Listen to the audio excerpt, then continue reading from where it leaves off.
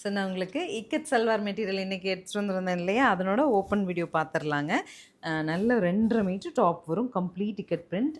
இதனோட main thing ஃபேப்ரிக்கோட thickness தாங்க. Closure பார்த்தீங்கன்னா தெரியும், நல்ல டெக்ஸ்சர், சாஃப்டாக ஜஸ்ட்டு காட்டன் மாதிரிலாம் இருக்காதுங்க. நல்ல ஒரு திக் ஃபேப்ரிக்.